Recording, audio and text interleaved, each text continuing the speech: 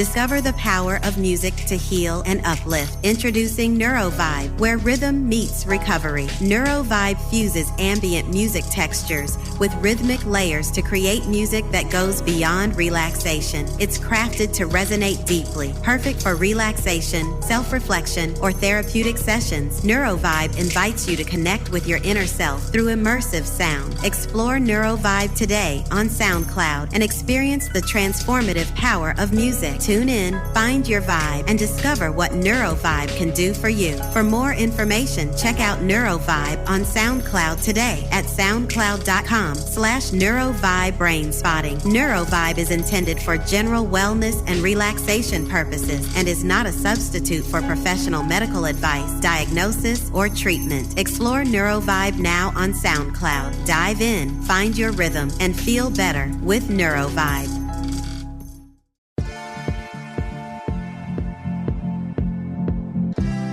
Welcome to Untying Knots, Minds and Souls Untethered with Perry Clark.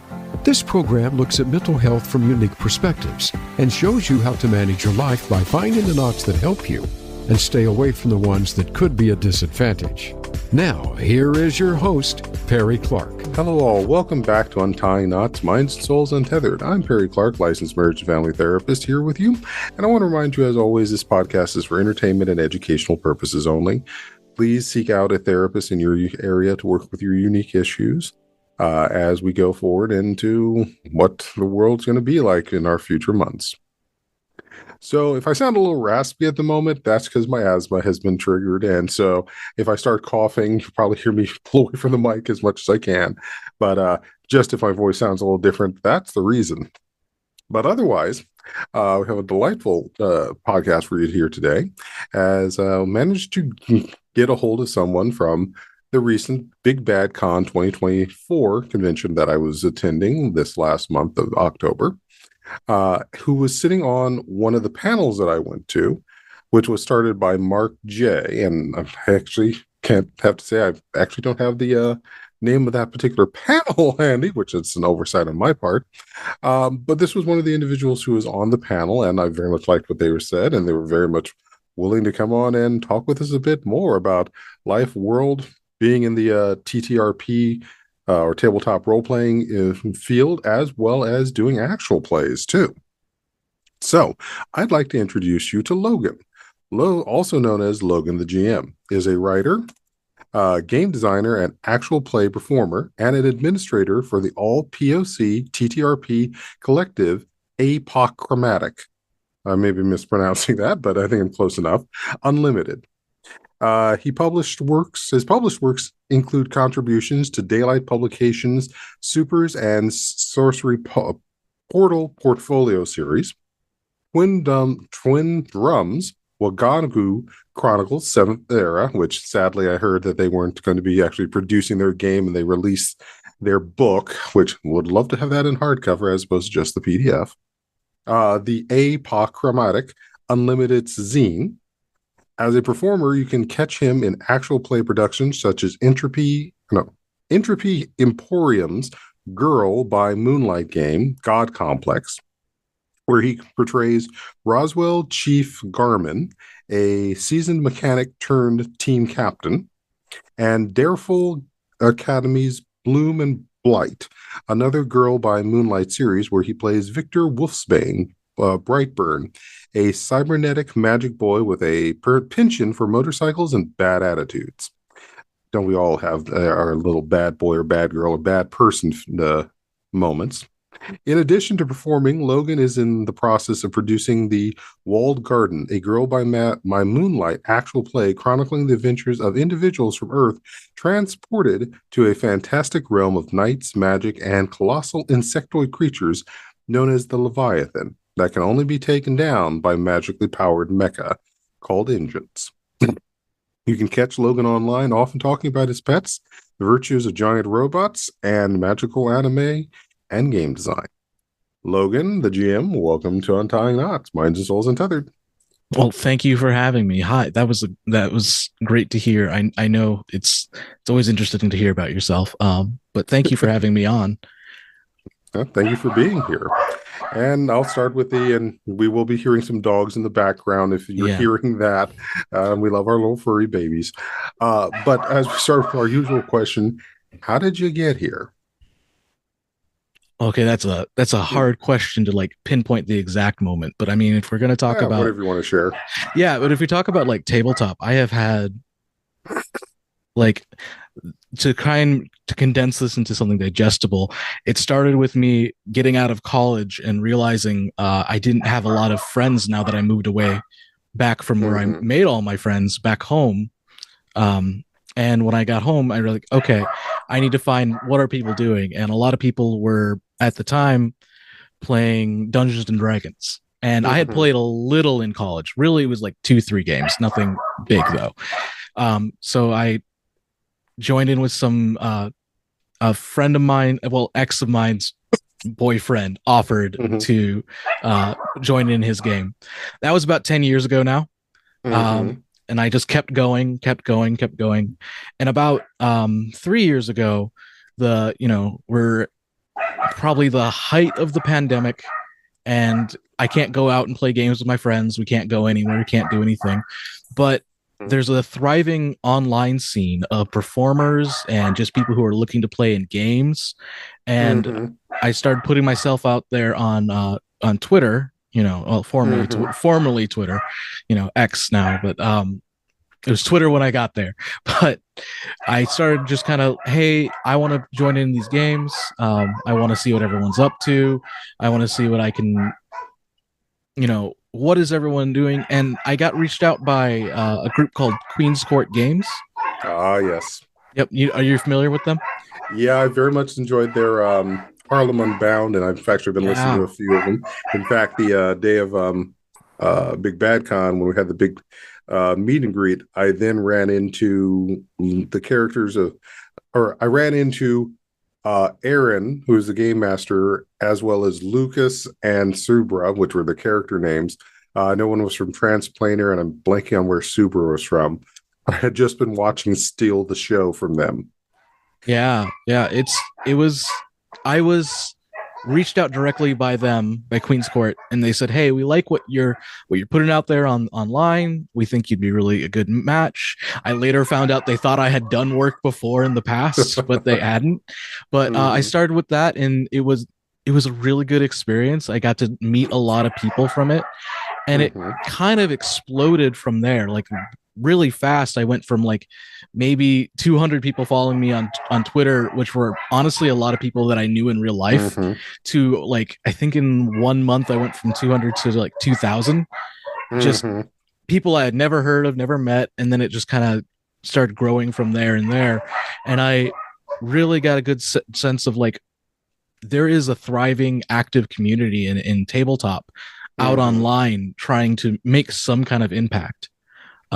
And then kind of to getting closer to where we are right now, I from there went on and met like all these type of peoples, and we kind of made a observation that there is a lack of POC voices within this, not necessarily in the space, but having the ability to tell their own stories, because we're all over the place, but we're I won't say it's 100% like a tokenized situation, because it's not always. Sometimes it is just opportunity, but there is a certain like, there's one of us on a table and now we're the representative of all POC. Right. So a group of 4 of us. One of them is Mark J, who you mentioned earlier. Our friend Kema and our friend Wombat, who unfortunately he passed away this year. My apologies. Thank you. Thank you. We got together and we said, let's do something about that. And we created Apochromatic Unlimited. Said it pretty close. And actually, I might be saying it wrong too, because Apochromatic refers to a type of lens that's used in photography to focus different beams of light into one focal point. The metaphor being here that, we're all our own shining light, but let's kind of focus it a little bit here. And from there, we've recruited. We're a team of 13 strong right now. but all individuals, all POC individuals that are trying to help promote other POC in the space, either getting them into games. Hopefully, we have a zine that we're hoping to get more issues out there that we can get some people published. Because while I have a major focus as a performer and writer, I also want to get other people, get their name out there, because there's just not a lot of opportunities, I think, if you're small time, to really prove yourself. You're doing a lot of free work. And that's actually kind of how I got started writing too, is I put out a bunch of free work for people to look into before someone even bothered to snatch me up for a paid gig, Mm-hmm.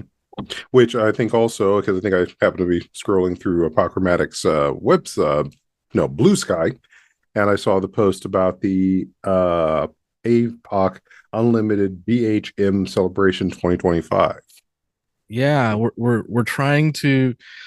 We've realized with like Black History Month, it's a big endeavor to get a lot of activities going, get a lot of games running, and we can't be the sole ones being like the advocate for it, which we never have been. It's never been just us. There's plenty of people out there, but we're trying to gather as much information early here and get enough people who are interested early that we can have a lot of people kind of running effectively Black games all month, if we can. Because from a production standpoint, from a producer standpoint, getting any game out there, even if it's just a stream game, which is kind of the easiest one to do, is just you get the performers, you get the game master, and then you get a layout and maybe a tech person. That in itself can take weeks to plan and weeks to get going, because a pretty common practice within the space is to make sure you have what's called a session zero. For anyone unfamiliar, a session zero is where you get together and kind of talk about things that are hard yeses or hard no's. That is more of what people are talking about. We call them lines and tools. Yep, safety tools. We call them lines and veils. If it's a line, you don't cross it. If it's a veil, we might acknowledge that it exists, but we're gonna walk just gonna move past it very quickly, and kind of having that conversation and getting a bunch of effectively, most of us, all of us are adults, because for anyone who doesn't know streaming, children can't stream. That's not allowed by anyone's terms of service. So all of us have to be adults, and that means a lot of us have a lot of responsibilities that it's hard to kind of focus in there. So the joys of scheduling, the most dreaded big bad of any tabletop game. Yeah, absolutely. Even if we didn't have to worry about the fact that we are miles apart from each other, we that is always the big bad. Yep. Yeah, I actually, when I saw this, I also made sure to send it over to Bridget Jeffries of Symphony Entertainment for her to see if she could jump into this. I don't know if I'll be able to, but we'll see. You never know, and that's the thing, is we want everyone to get a shot. We want everyone to. A big thing I personally want to see in this space is a lot of new people entering, people who didn't think they could ever do something like this, because a lot of people, I think, have a very, mischaracterization of it, where they think you have to be some very loud, crazy personality to get into this. And realistically, we're just playing games, and we're getting as many people involved as we can, and that's the goal. Get as many people playing as often as they can, and have fun. Very much so. So I'll see if I can throw my hat in. I just know I've got a bunch of scheduling nightmares in February to deal with, so we'll see. But beyond that, let's get talking a little bit about Big Bad Con and the panel that you were on that I saw and listened to, that Mark J was shepherding for that. Yeah, it was the name was a little bit. It's also escaping me the exact name, but effectively, where it came from is there was this meme. This is the story behind everything, but like the meme of like, I'm an X, so of course and it went on where people would say I'm a firefighter, of course I do X, Y, and Z or whatever. But it went to, I'm a POC in the TTRPG space, of course and it kind of ignited and had a bunch of POC explain various aspects of being POC in the space and what we have to do to not only have ourselves be seen properly, but also to keep ourselves safe. Because there's a lot of people in the space that will exploit POC for lack of better terms, brownie points, and keeping people accountable and also keeping yourself from being exploited is an extra step that we always have to be thinking about. You would want it to believe you want to believe you can just jump into any game, but I've had experiences where like I realized that this was going to become an education moment for someone else when I had to explain what they were doing was inappropriate, and I'm okay with doing it. I've done it enough times that I'm not hurt by it, nor am I overwhelmed by it. But I can tell you, there are some people that are just exhausted, that they don't feel like it's their job to educate the masses on their life experiences, but it kind of comes down to it. And I think the panel really, for anyone who was there, and you can kind of attest to this, you could tell we were just tired of all these constant reminders that we are other, and also that our otherness is something that can be exploited if we're not careful. Oh yeah. Well, there's also like comic series I'm reading. I think I'm blanking on its title, but I know it's had Tananarive and a number of other authors writing. I think it was the Hurricane Project or Hurricane Expanse. Moondog is the current one from Tananarive that's out right now. But one of the key things was to write these stories in such a way that if you removed their nature of being BIPOC, the story wouldn't make sense. That's a big thing that we experience in this space, is that I'll say the number one like game played in this space is D&D, and it has a market share. Yeah, market share, more like just monopoly on both the physical products, but also just like the mental space, you know. And D&D has a history that isn't exactly friendly to POC narratives. I think about a lot how there's just a ridiculous amount of slavery in the world,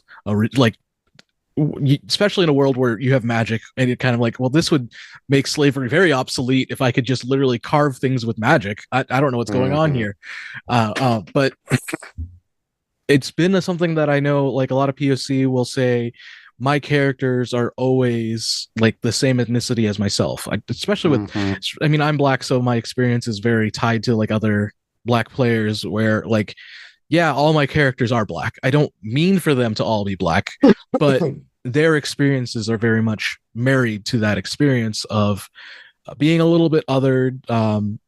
I think a lot of hair. Like right now I'm bald, so you know, but in my youth I say that like I'm old. I'm only in my 30s, but I when I was young I had a big old afro, and the care for that was something that like people just couldn't believe what I was doing. I'm like, well, yeah, it's growing natural, but if I'm not taking care of it, it's going to knot up, it's going to get greasy, it's going to be disgusting. So there's a lot of work that goes into even having your hair natural. And like something like that is sometimes I do incorporate that in the character, where like there's just some things that I do differently because there's just some cultural significance or in that case it's just like body difference, and like the hair grows different, has to be treated differently, and so on and so forth. Right. Yeah. I had flat top when I used to have hair as well. I get what you mean by that too. And I get exactly what you're saying about because I'm the same way. I generally, unless there is a particularly good reason for me to play a non-human character, I am usually always playing a Black character as well whenever I play any of the games. Yep. Yeah, there we go. I have a little thing for muting me very quickly, and I got tripped up. That's just so common. Like actually, when I play, even when it's a fantasy character, I still usually my black interpretation of that character. I think of there was a lot of interesting kind of, I think, feelings about certain fantasy races being projected as being certain other like real life races. And like we could get into the orc situation, this question about orcs. I've kind of talked that to death personally, but you know, I could go on like its origin is not actually 100% about being black, but it has many things in common that were bad mouth, and Tolkien felt bad about what happened with orcs in the long run, and you know, we could talk about that. But I think one thing that's more interesting to talk about is how other fantasy races are often like interpretive as being POC. Like I had a lot of my black friends who played Baldur's Gate 3, the D&D game. For anyone who's, you know, hasn't played it, very early on, one of the first conflicts you have is between a group of druids who, you know, nature loving folk who have magical connections to the earth, and a group of tieflings who have literally who escaped hell. Tieflings being like these like devil looking characters, even though they aren't themselves devils. And a lot of like, at least with black players that I know, felt very connected to the way that the druids rejected helping the tieflings and saw them as a nuisance. And I think I heard someone once say, you know, they said tieflings with a hard T or something like that. And I'm like, yeah, I get what you're saying. It's very interesting that we can see ourselves portrayed in these fantasies races and how they're treated. And it's just a very precarious situation you have to balance on. Or the Get Yankee as well. Get the Yankee as well.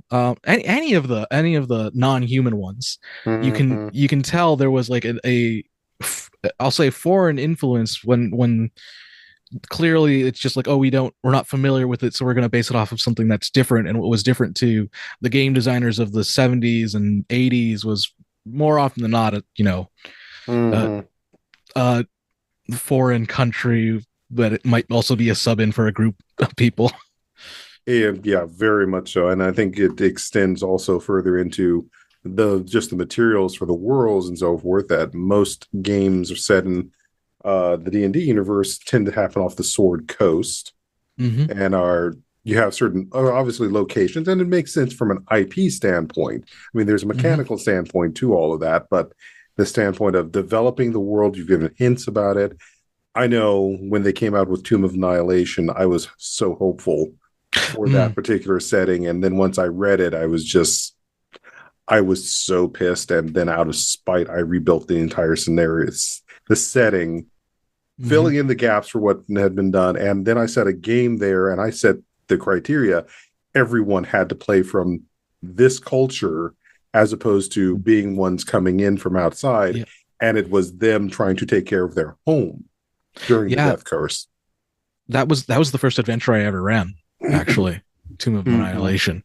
And I can completely agree. It's not the most egregious offense in terms of what you could see, but it was very clearly they wanted to set an adventure with zombies and dinosaurs and a giant tomb of which was actually going to be effectively it's a meat grinder of sorts, but then they also set it in like an African adjacent kind of area of the world, and then didn't go really into detail of to what that world was actually like or the people were like at all.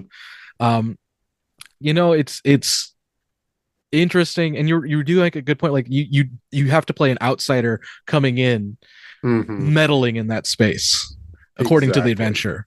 Exactly.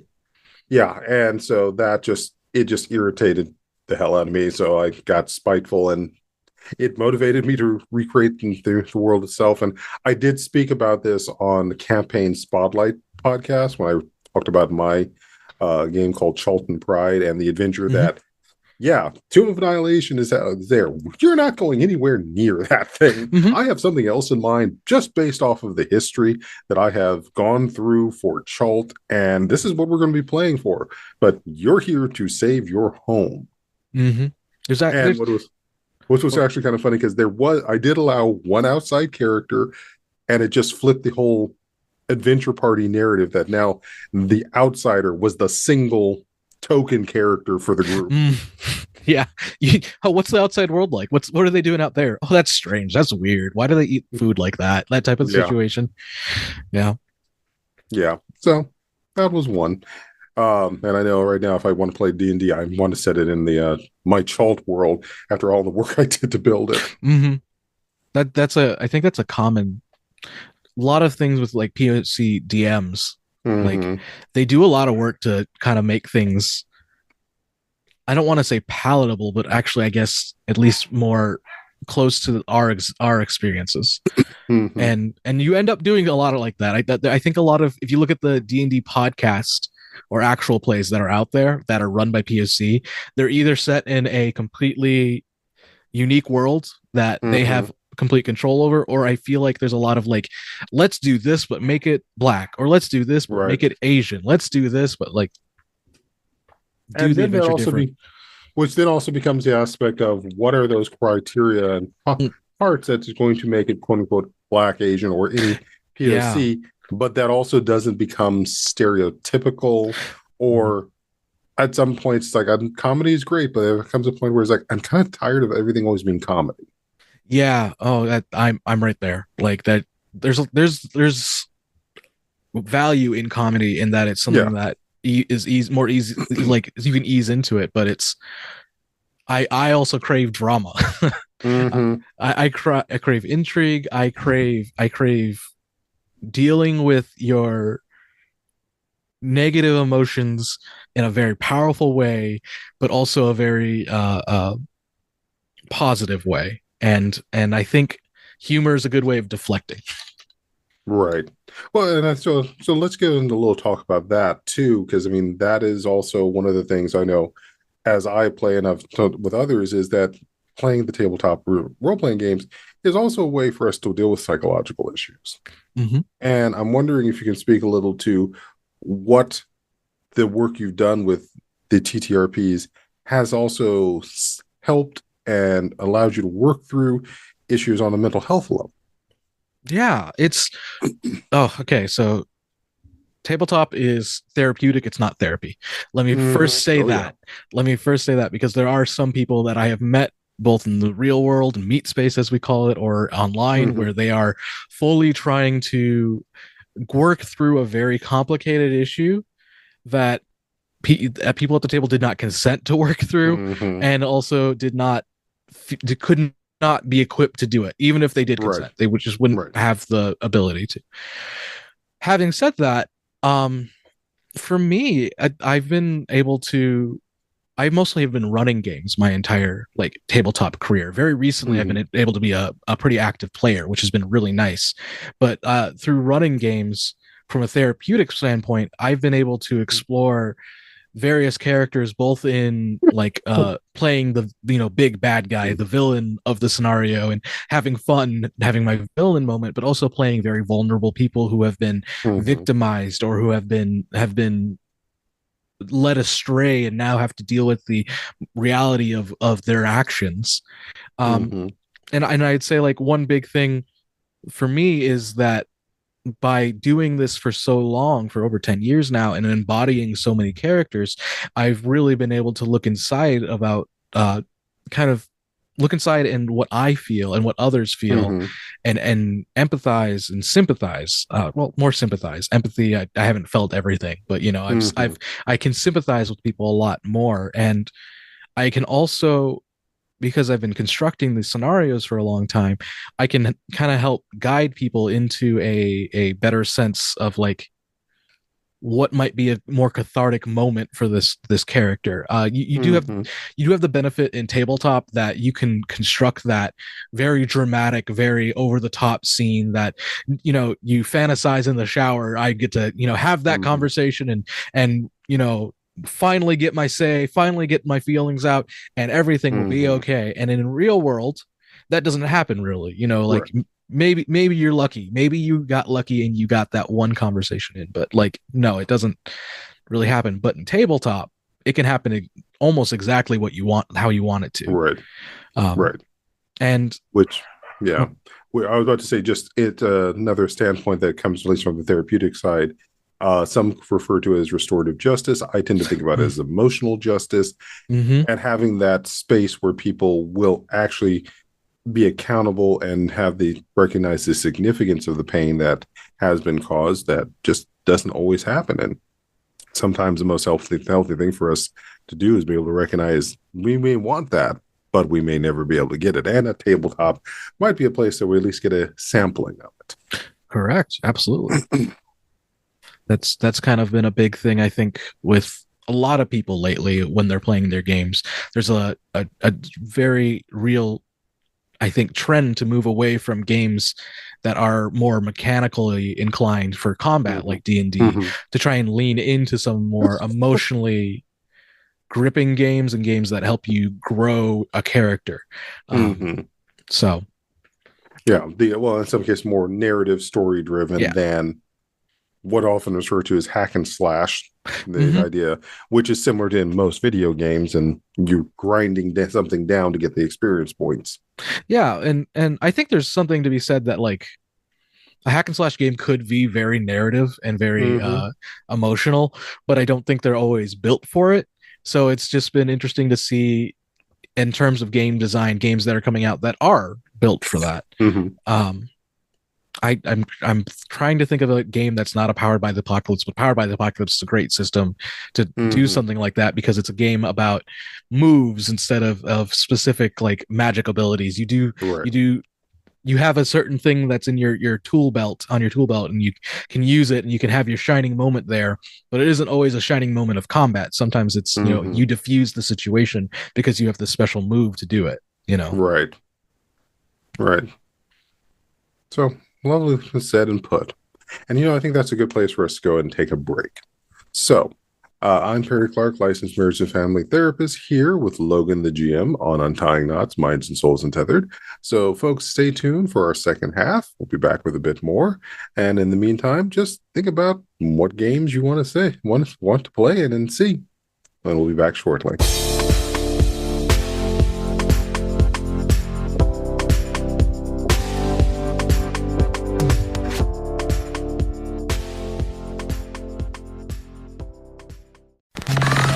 Enjoying our shows and can't get enough of us? Follow us on Instagram at Voice America Talk Radio and see what we're cooking up for you. Our lives and the world around us can get messy and frustrating. Untangle and Grow Counseling's focus is to untangle that mess and make sense of it, so you have a good foundation to build and grow from. Visit us on the web at untangleandgrowcounseling.com. Perry Clark offers individual psychotherapy, couples and family therapy, and adolescence therapy from a variety of coping materials and resources. Visit untangleandgrowcounseling.com for more information. Discover the power of music to heal and uplift. Introducing NeuroVibe, where rhythm meets recovery. NeuroVibe fuses ambient music textures with rhythmic layers to create music that goes beyond relaxation. It's crafted to resonate deeply, perfect for relaxation, self-reflection, or therapeutic sessions. NeuroVibe invites you to connect with your inner self through immersive sound. Explore NeuroVibe today on SoundCloud and experience the transformative power of music. Tune in, find your vibe, and discover what NeuroVibe can do for you. For more information, check out NeuroVibe on SoundCloud today at soundcloud.com/NeuroVibe-BrainSpotting. NeuroVibe is intended for general wellness and relaxation purposes and is not a substitute for professional medical advice, diagnosis, or treatment. Explore NeuroVibe now on SoundCloud. Dive in, find your rhythm, and feel better with NeuroVibe.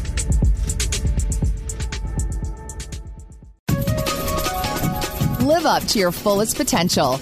This is the Voice America Empowerment Channel.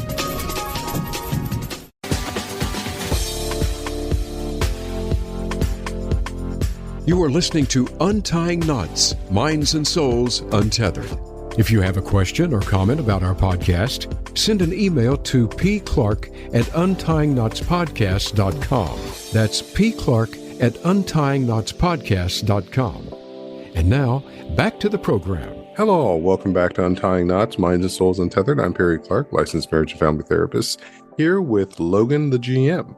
And we've been talking a bit about TTRPs and playing them and what's gotten us into it, what we're enjoying. But one of those other areas that Logan can very much speak to is the production and the actual play nature of this. And as you, from reading his bio, mentioned Girl by Moonlight several times. So tell me more about the Girl by Moonlight universe. Okay. Universe. Well, so Girl by Moonlight is a game about playing a magical girl. Think Sailor Moon, stuff like that. But it actually deviates into kind of 4 different genres.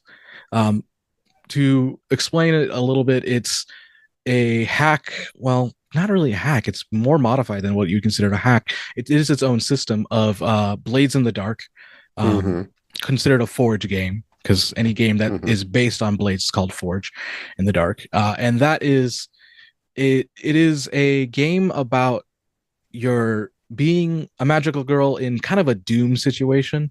You're always facing turmoil one way or another. And sometimes that is like an alien invading Earth. Sometimes that is just like very strong social pressure from your family who don't understand why you are missing between the hours of 6 and 10 p.m. every night. Why can't we see our kid type of situation? And then having to, navigate that. But I'm very drawn to the game because I'm very, we were talking in the first half about games that lean on narrative and emotional connection. And this game has that in strides. It is considered like a phase game where you don't play the same way in each phase, even though you have like mechanics that work similarly, but you have different goals in each phase. And some of them are literally, I want to have a downtime action where during this time I have a good old time with my best friends, and we go out and you just have a moment with your friends getting close emotionally, and then that has an actual mechanical benefit towards you and your fellow players. So it encourages you to do it more. So you keep on doing it. It's kind of building in not just the, hack and slash guy. You are also, oh yeah, my best friend's sister is having a horrible time. They're very sick and we're all worried about them. And we're trying to think about that and how important that is to us in terms of also the scheme of there are aliens that are trying to take over the Earth and we have magical powers. Right. So relationship building. Yeah. Absolutely. But you're putting the context of putting that type of pressure on people and what that pressure boils to, because like the 3 projects that I'm involved in that are using Girl by Moonlight, the oldest one is Bloom and Blight from Dareful Archives, and that one is using a more traditional magical girl situation, just having powers from the very land that we live on, and it giving us a sense of duty to keep people safe from various monsters that attack our hometown and things like that. That has been we have been recording for over a year and a half now, I think. So it's been a very kind of, I would say it's brought me close to a lot of good people. It's brought me into a game that I've never been able to feel like this emotionally connected in a game for this long, because a lot of people on the online space will usually play games like this for a very short period of time. And that's just scheduling. Well, this was, hey, we want to do this many episodes. It's going to take this many weeks. We're not going to hear it out in public for at least half a year because of scheduling and all that. Right. So like we plan that well in advance. I play this character named Victor, goes by Wolfsbane because all of us in this world, Bloom and Blight refers to like flowers blooming and dying, and our flowers are all different ones, and Wolfsbane the flower, and he has a very wolf motif to him, because as a character he started off as a bad guy who very much in like the Sailor Moon vein, a character will do a full transformation into a monster character that once saved will go back to being normal, and he was turned into a giant like wolf monster, a werewolf basically. And that character now is navigating no longer being the bad guy, because once he was rescued, he was given his freedom to exist away from the evils of the world, and also just navigating a world that's very foreign to him because he was a manufactured individual. He was artificially created. So he has kind of a lot of interesting experiences of like, very often I'll kind of go like, I don't know what you guys are talking about. I just know that everyone's in danger and they're talking about pizza or something, and he's never had pizza before. And then all of a sudden the stress is immediately broken. We're like, oh, we have to get this guy pizza. He needs to know at least what this is. That first experience. Yeah. And that's been like, that's kind of a lot of my characters' experiences are the highlights are those first experiences every time. As of right now, we have finished up season 1. Season 2 will be starting early next year. So, you know, if anyone wants to take a look, Bloom and Blight, you can get it where you get most of your podcast. You can catch up with all the episodes and then be ready for us by the time, you know, next year comes rolling around.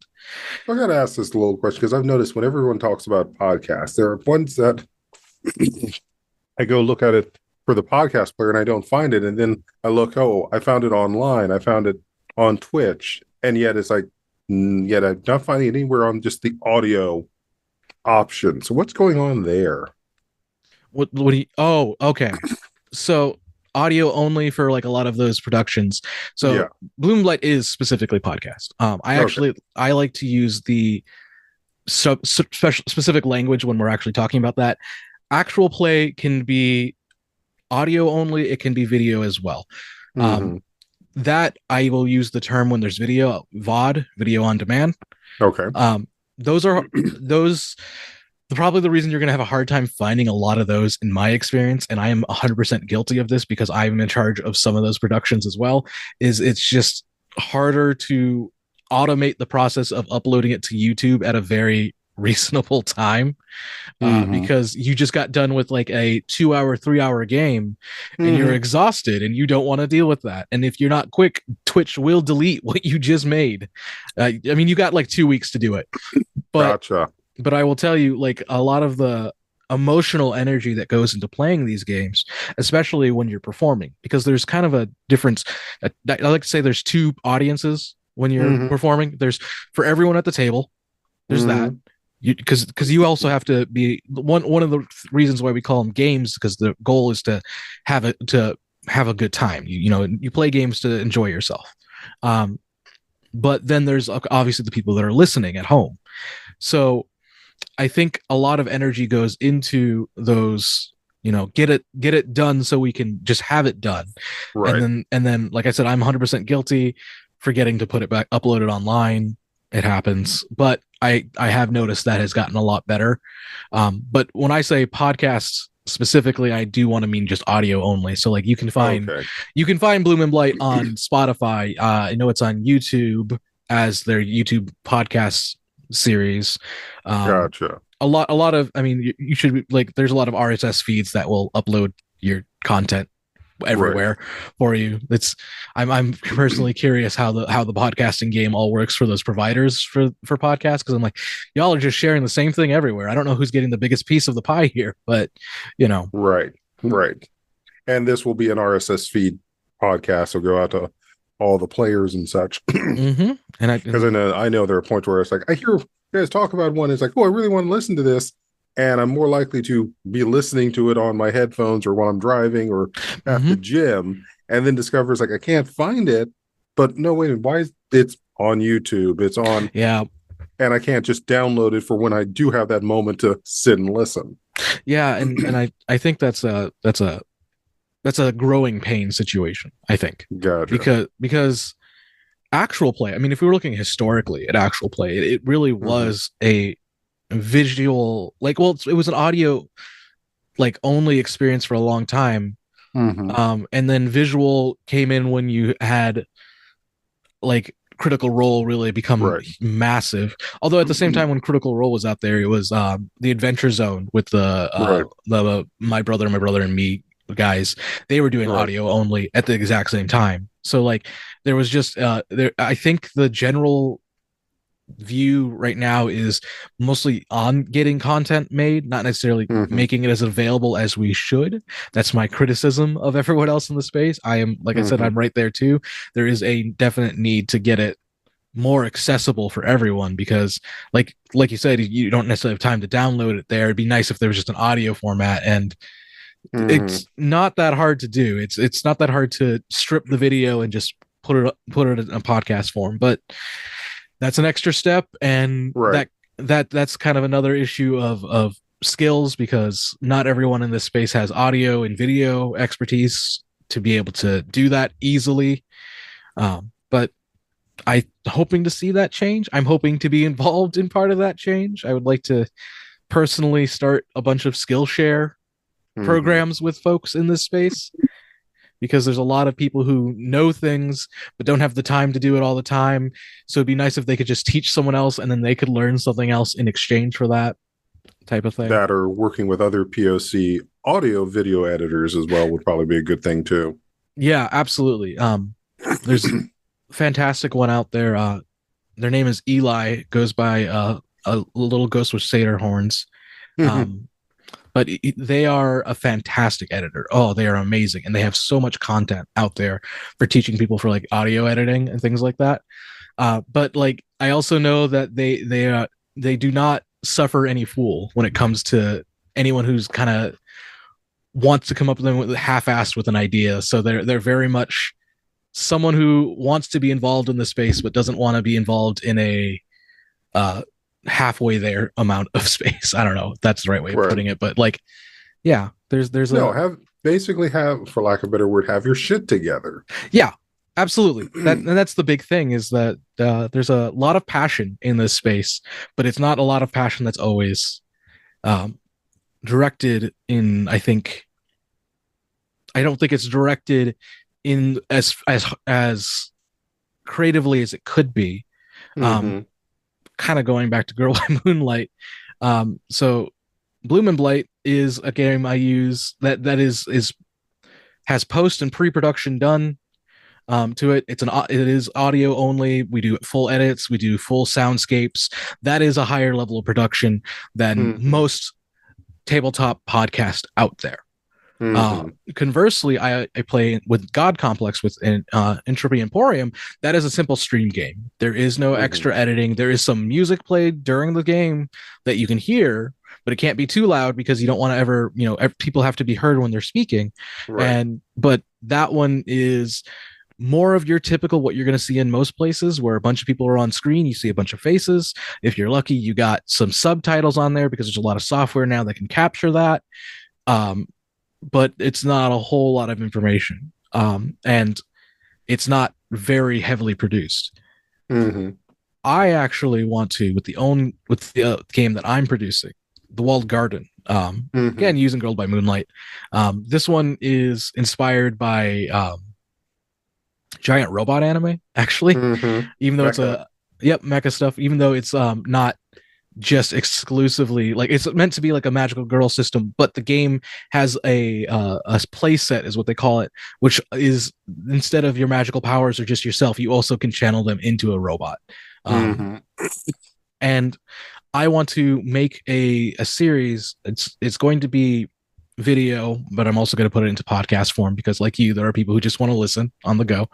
But it will be instead very inspired by 80s like over the top anime, because I want things to feel very big and melodramatic and sense of romanticism, but I also want things to feel a little bit produced, because I think in general the tabletop space is huge. There are millions of people who play, but there aren't a lot of people who actually consume a lot of actual play, a lot of tabletop games as media. They maybe Critical Role, maybe the Adventure Zone, maybe Dimension 20, Those will be your big ones that you'll hear about, people talking about and be big fans of.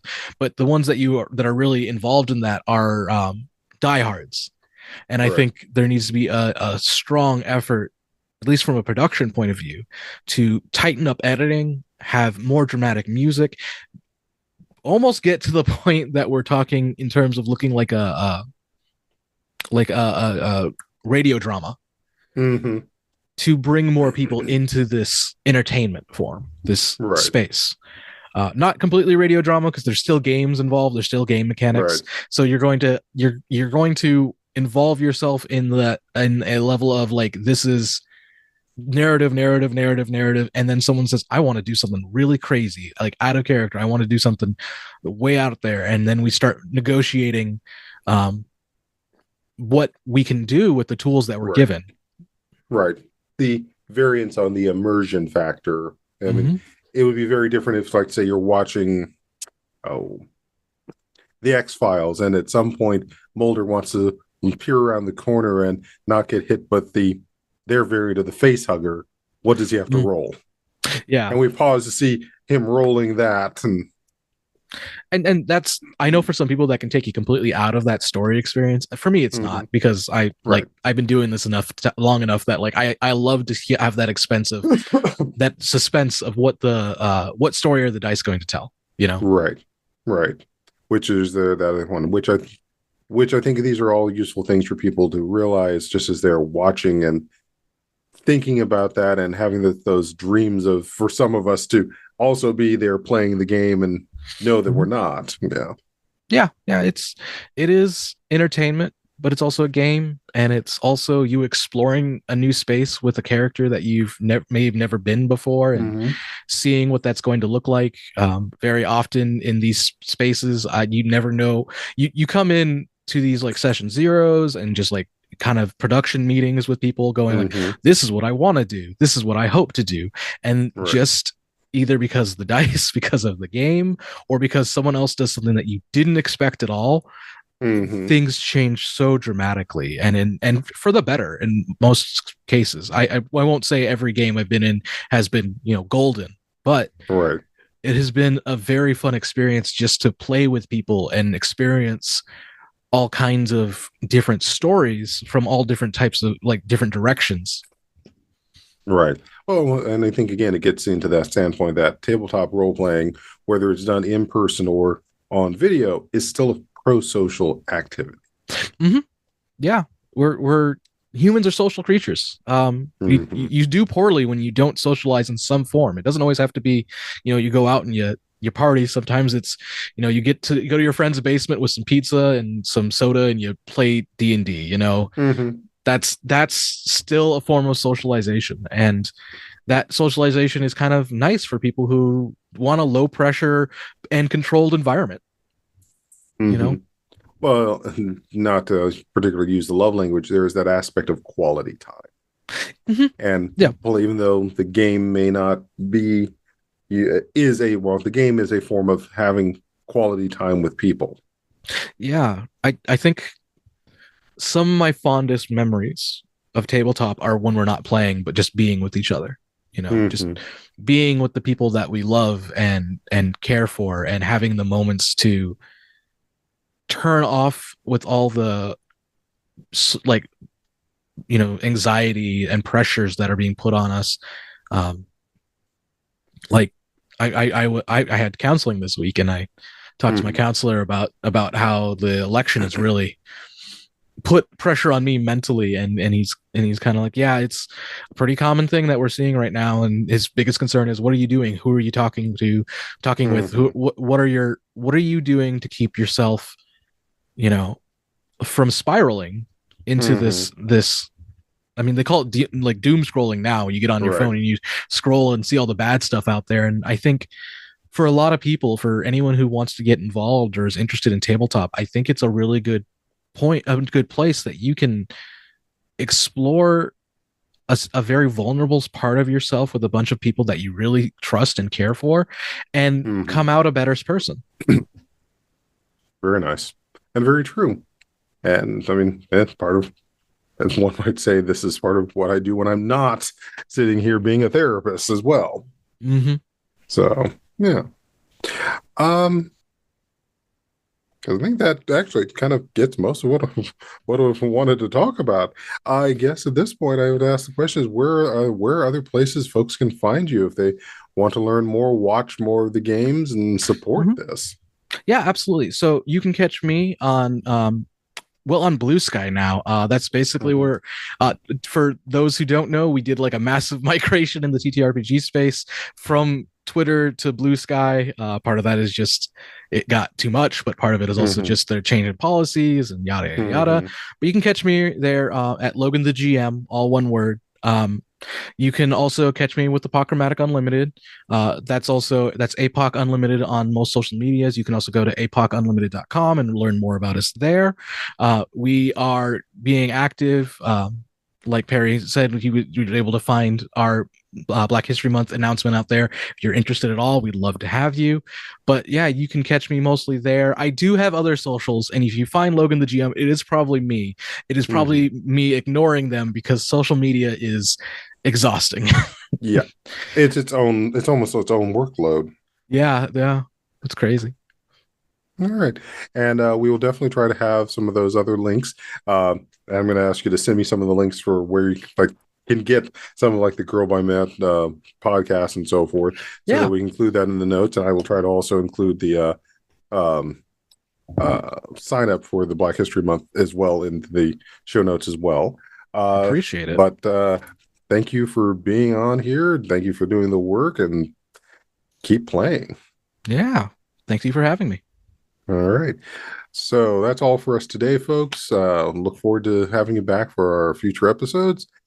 Be well, hang in there, and have a good holiday.